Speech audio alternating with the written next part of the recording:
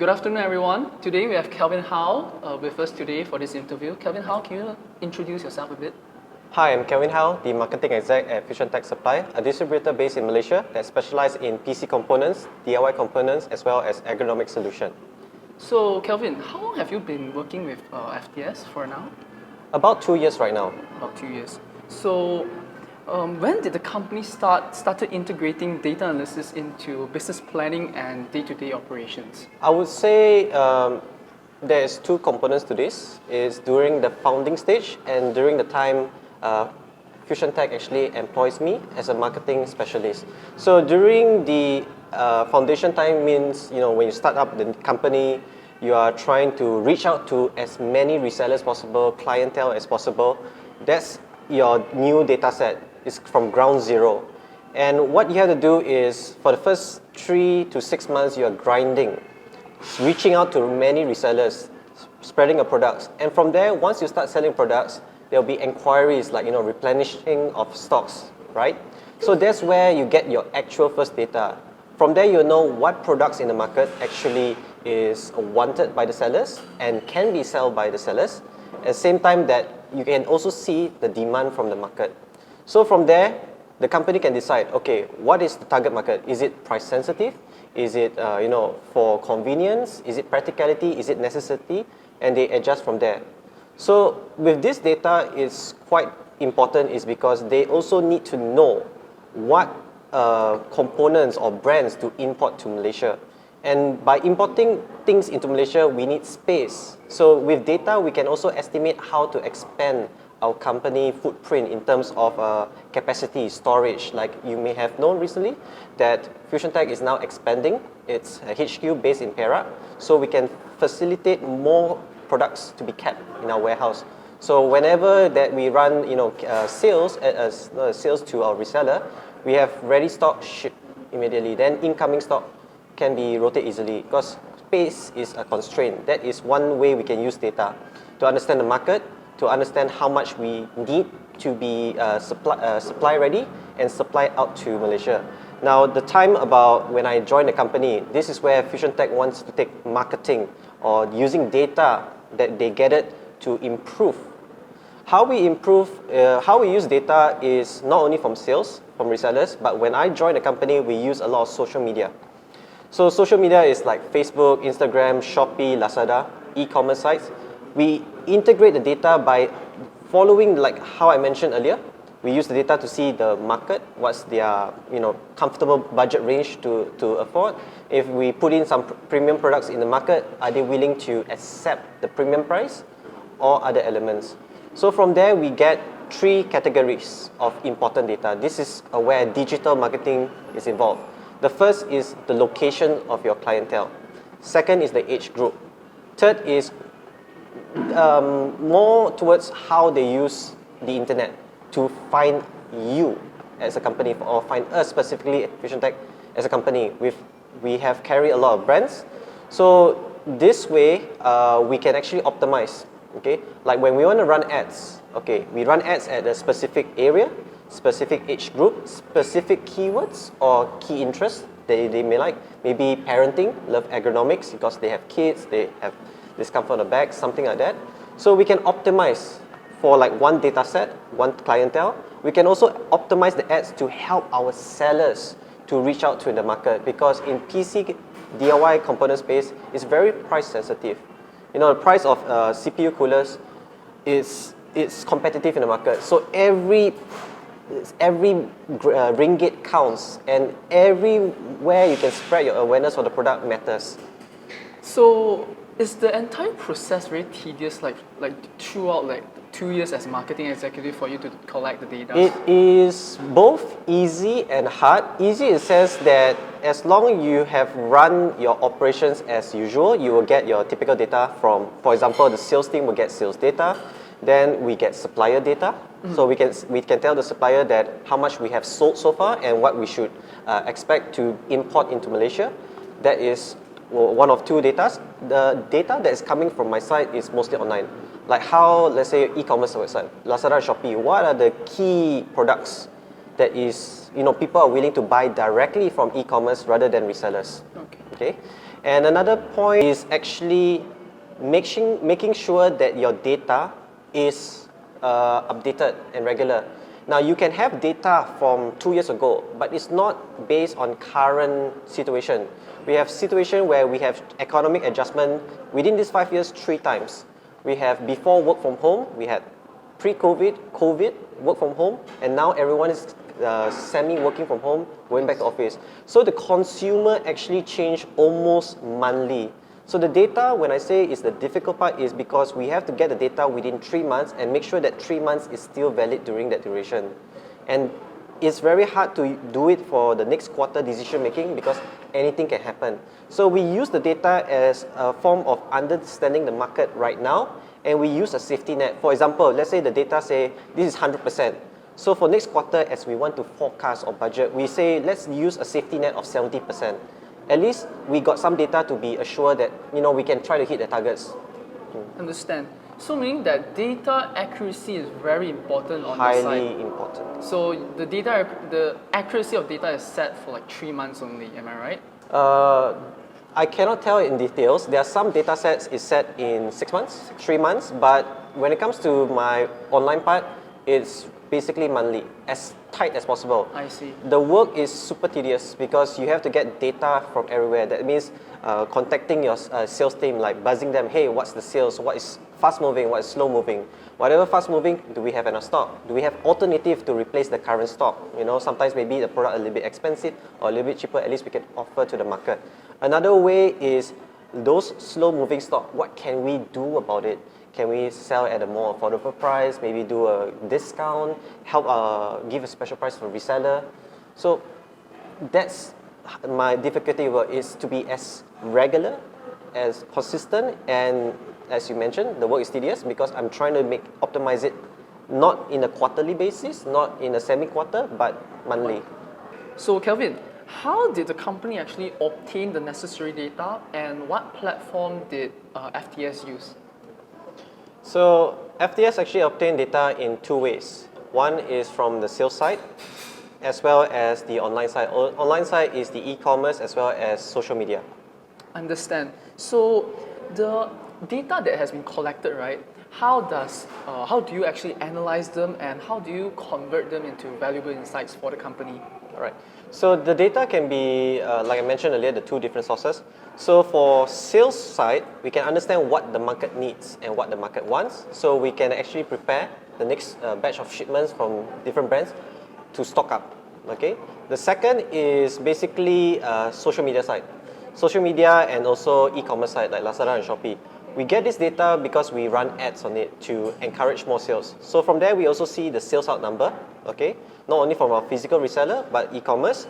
And once we get this figure, we can tell the brands that we spend X amount of money, we got this amount of impressions or reach or engagement on social media and e-commerce, and this is the total sales out. And what we use this data is we can tell them that we need marketing support, marketing funding. So if they double up their funding or triple up the funding, then the results can be double or triple. So having data is also telling your partners overseas, the brands specifically, how they can help us in return. Not only to increase the brand awareness and sales, but overall build up the brand in the country. From what I understand is FTS has been very active on Facebook. Can I assume that FTS is using Facebook as their main platform to market themselves? Facebook is one of our primary platforms. We also want to work closely with resellers. So how our Facebook ecosystem works is basically we will create posts and we will inform the resellers to share the posts, because we also create, we have an in-house artisan that creates all the posters, the artwork. So that's one way we use social media.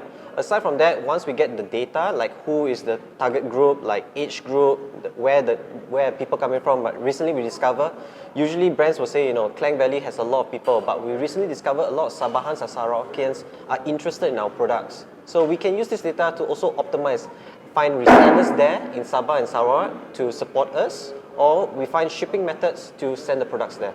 Understand. So how do you actually integrate the data into your everyday operations in the company? Integration. Basically, I use the data in such a way that it needs to be consistent in terms of, how am I getting the data? Is it every quarter, every semi-quarter, which means 3 months, every month, or 2 weeks? So usually what I do is I get my data every 30 days. I pull up from the beginning of the month towards the end of the month and try to understand what happened in that month. Then from there, I will check back with the sales. How is the sales of my sales team? What is the fast-moving products? Should we focus on that more or less attention to it? And then areas where require attention, like for example, slow-moving stock or some stocks or products is sell at high price. Can we optimize the pricing? Can we do some promotion? Like recently, Cherry Malaysia and Kuga Malaysia is you spend a certain amount of value of products, you get a free mouse. So this encourage a little bit more sales and turnover of stocks. I understand. So how do you determine which data is actually valuable and important to the company? Data important for a company is number one, the sales out. Also the feedback from the sellers. The sellers matters because they are our frontliners in promoting our products and also using the products in terms of PC bills. Then other than that is social media.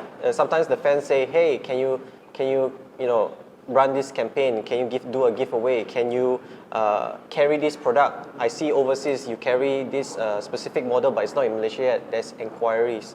So that's how one way you use data to understand what the market needs.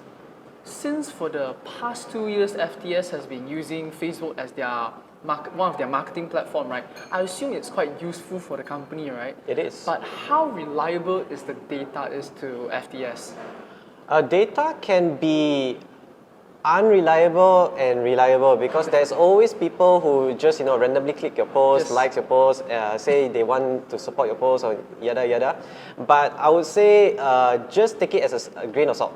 Whatever you see on social media when you get your data, don't believe the data you get is 100% to be true. Always take a grain of salt, count maybe just forecast it, maybe 80% is accurate, maybe this part is accurate. Because like for example, there are parts that are going to be accurate, like your age group, like your location base. But when it comes to interest, maybe Facebook can be a little bit different because currently like Apple products, there's no tracking option. So it's very hard to understand some of the key interests. Like recently, we tried to target ergonomic solution for work from home that requires USB hubs, SD card readers, cables, HDMI cables, for example, or even like our Logitech, our ergonomic arm, motorized desk. It was difficult to target those parenting work from home category because the keywording has changed. So we had to figure out other solutions. Like for example, like you mentioned earlier, Facebook is primary. Now we go secondary, e-commerce, where the targeting is more efficient. I see. So if you could use percentile to determine the reliability of data, how many percent would you give it to Facebook? I would say Facebook is around 80%. 80%. E-commerce is 100%. Oh, that's very high because, for those. E-commerce is a guarantee sales. Understand. We count the data not by statistics, we count the data by sales. With such a high rate, I will use rating, price adjustments, Yes. or what type of stocks to come up with. Promotions, etc. I Campaigns. see. Because we are talking about social media marketing through e-commerce, through Facebook. Has the data actually improved or made any major changes to the company marketing strategy on your side? It does. So like I mentioned earlier, once we run some basic ads, we show to our vendors, then they say, wow, you can run these ads. This is something that the results that we are interested. How can we expand further? So yes. Understood. To compare before integrating social media marketing and after integrating social media marketing, has it helped to better target your audiences or maybe consumers?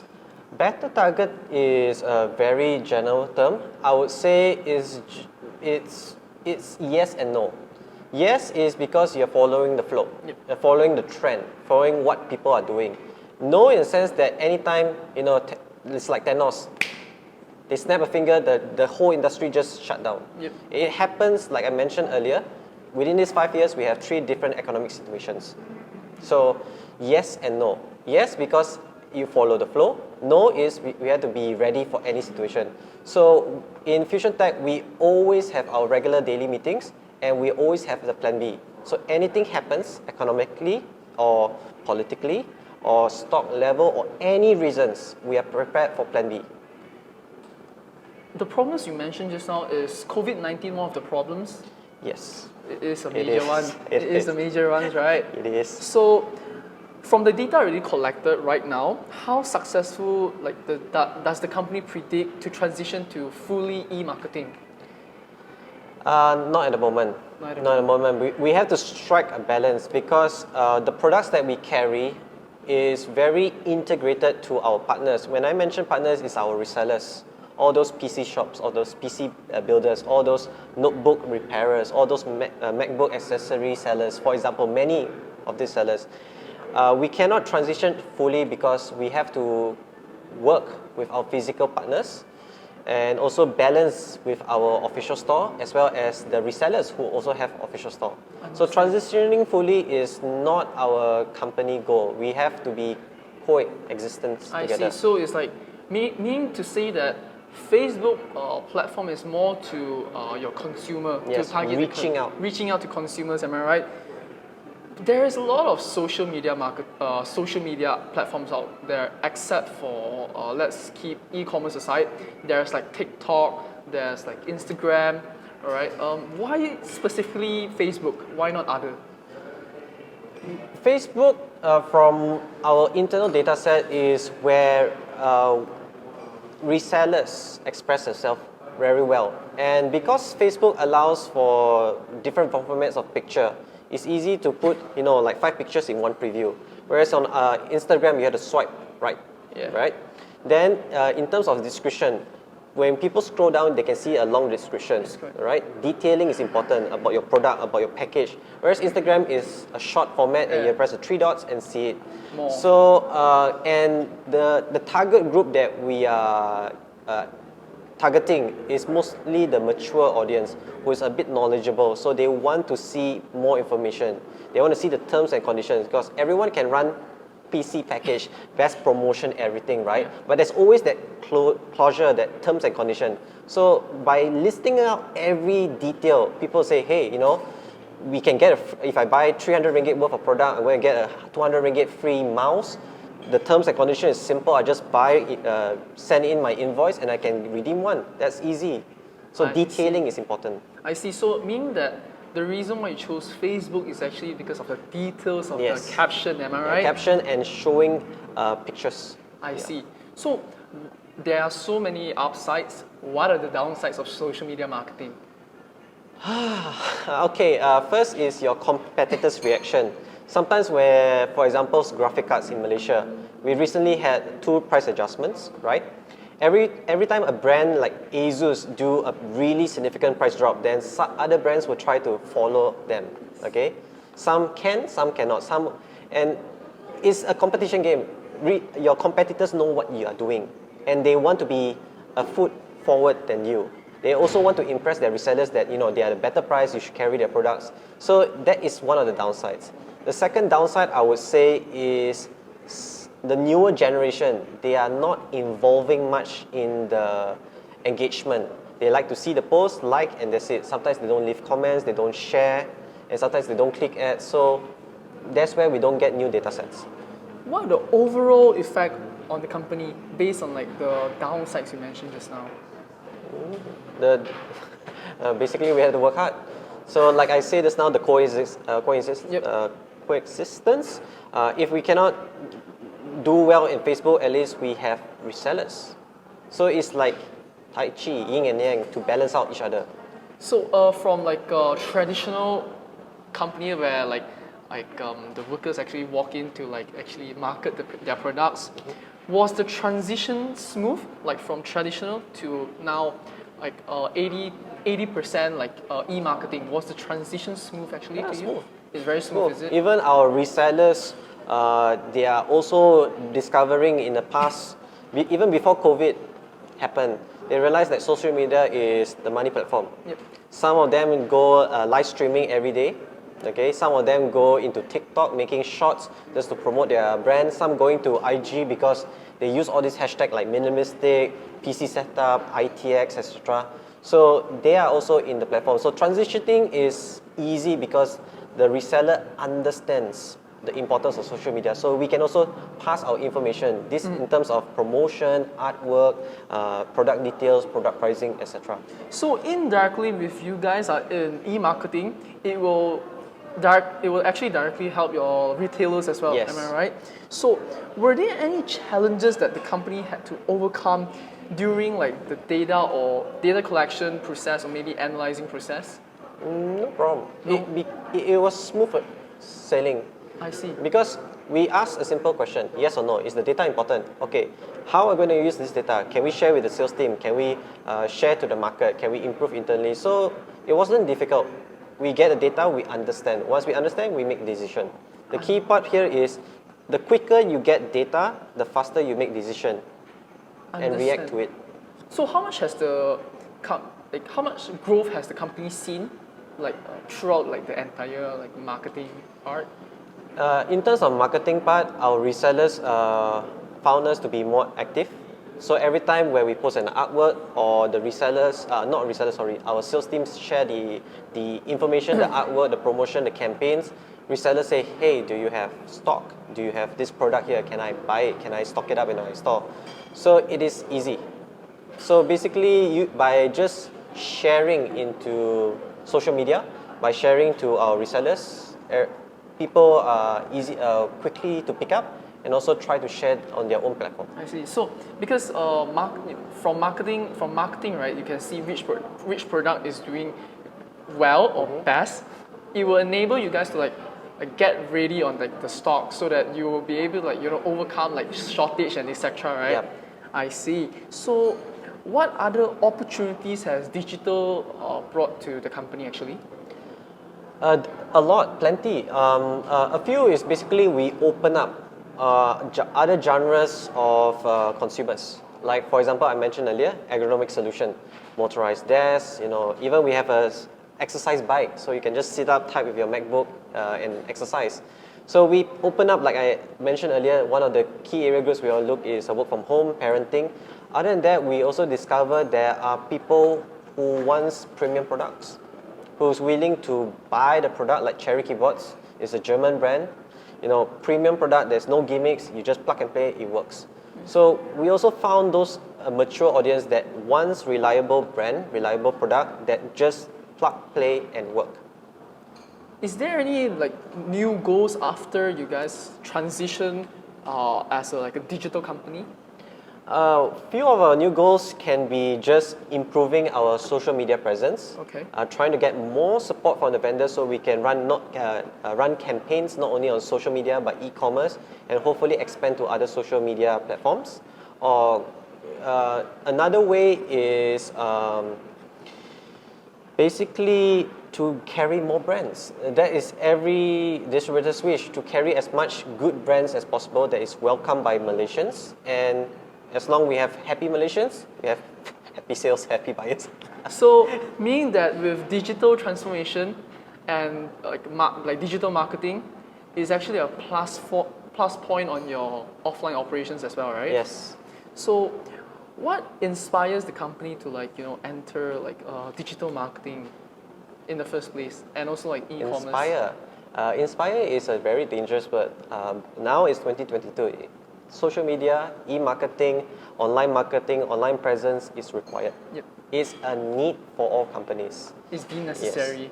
Yes. It's literally essential. Essential. Okay? It's like electricity and water and air. If no companies go online, you don't exist. So meaning with social media marketing, you guys are able to actually have more business development in the future, Yes. into more channels. Because right now, I understand you guys are more to business to business, which is B2B. Yep. How do you push forward your business development? Like I mentioned earlier, basically to understand our resellers. Yep. Then when we work with resellers, then when resellers are present online, they show their work, and other resellers inquire, hey, can I also be your reseller?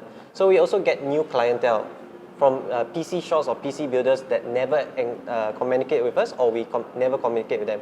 That opens new relationship. Other than that, B2B is one of our focus, but also B2C, our online shops. So sometimes people say, hey, you know, I'm far away, there's no resellers nearby. Okay, so what's the alternative? Okay, you can buy it from our official store. Then there's the guarantee, because people say, hey, official store is from supplier. Supplier means, you know, anything happens with the product within the warranty period, I can go back to the main shop. So B2B is one area where we find new clientele and expand more business opportunity with existing clientele. Aside from that, B2C, where areas where we can't reach our audience, our buyers, our interested party, they can come to buy from us, from the official store. If there is something you would like to emphasize in this interview, right? What is the exact thing you emphasize to us or anybody who is doing business right now? Go on social media, start promoting your products, start talking to your followers. Your followers one day can be your supporters, in terms of word of mouth marketing, as well as your supporter in terms of buying your products. And when someone buys your product, make them feel comfortable. If they're comfortable, they will spread the word. All right. Thank you, Kelvin. This is the end of our interview. Thank you so much.